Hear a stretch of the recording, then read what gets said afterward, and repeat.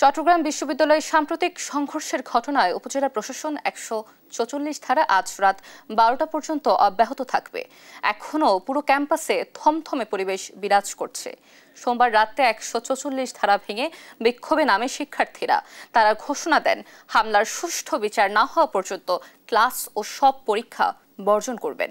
সংঘর্ষে সাধারণ মানুষও ক্ষতিগ্রস্ত হয়েছেন বলে অভিযোগ তুলেছেন আশপাশের এলাকাবাসী। ৭ দফা দাবি জানিয়ে তারা দ্রুত বাস্তবায়নের আহ্বান জানিয়েছেন। অন্যথায় আন্দোলনের হুঁশিয়ারিও দিয়েছেন তারা। এদিকে বিশ্ববিদ্যালয়ের প্রশাসন ২১ সদস্যের তদন্ত কমিটি গঠন করেছে। পাশাপাশি আহতদের চিকিৎসা ব্যয় বহনেরও ঘোষণা দিয়েছে কর্তৃপক্ষ।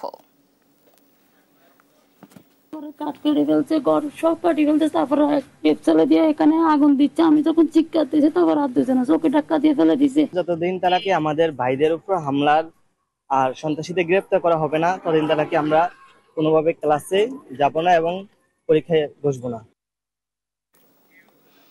সাম্প্রতিক ঘটনাকে ঘিরে চট্টগ্রাম বিশ্ববিদ্যালয়ের সবশেষ পরিস্থিতি জানতে চেষ্টা করব আমরা। জানাতে যোগ দিচ্ছেন সহকর্মী আজিজা হক পায়েল। আমরা যুক্ত হচ্ছি তার সাথে। পায়েল, শুনতে পাচ্ছেন নিশ্চয় আমাকে? আসলে চট্টগ্রাম বিশ্ববিদ্যালয়ে বর্তমানে কি পরিস্থিতি দেখছেন এবং শিক্ষার্থীরা কি আসলে আন্দোলন করছেন কিনা, সবশেষ আসলে কি তথ্য রয়েছে আপনার কাছে, আমাদের জানাবেন।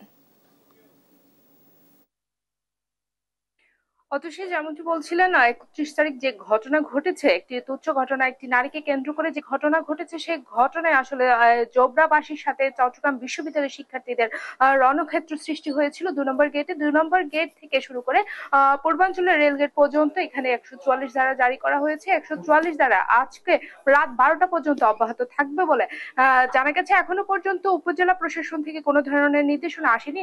এই ১৪৪ ধারা কি জারি অব্যাহত থাকবে, একটি বাড়ানো হবে কিনা এমন কোনো নির্দেশনা আসেনি। তবে চট্টগ্রাম বিশ্ববিদ্যালয়ের উপাচার্যের সাথে কথা বলে আমরা যেটি জানতে পেরেছি, এখানে ২১ জন বিশিষ্ট একটি তদন্ত কমিটি গঠন করা হয়েছে। সেই তদন্ত কমিটি আছে দুপুরে ৩টা বাজে একটি বৈঠকে বসবেন। সেই বৈঠকে আসলে সিদ্ধান্ত নেবেন তারা পরবর্তী কি নির্দেশনা আসছেন। সেই সাথে আমি আপনাকে একটু জানিয়ে রাখি, চট্টগ্রাম বিশ্ববিদ্যালয়ে কিন্তু ১৪৪ ধারা ভেঙে গতকালকে শিক্ষার্থীরা এখানে বিক্ষোভ করেছিলেন। সেই বিক্ষোভে তারা ৪ দফা দাবি জানিয়েছেন এবং তারা এই সংঘর্ষের যারা আহত হয়েছেন তাদের সুষ্ঠু ও তাদেরকে দ্রুত সুস্থতার জন্য দায়িত্ব নেওয়া এবং হচ্ছে তাদের যে যারা আহত হয়েছে তাদের সুস্থ আগ পর্যন্ত তারা শিক্ষা কোনো ধরনের ক্লাস এবং তার কোনো ধরনের পরীক্ষায় অংশগ্রহণ করবে না। তারা বর্জন সম্পূর্ণ ক্লাস এবং পরীক্ষা বর্জন করেছেন এমনটি ঘোষণা দিয়েছেন এবং সেই সাথে তারা জানাচ্ছেন যে সুষ্ঠু বিচার এবং তাদের যারা সন্ত্রাসী হামলা করেছে তাদেরকে আইনের আওতায় আনা হবে, এমনটাই জানিয়েছেন।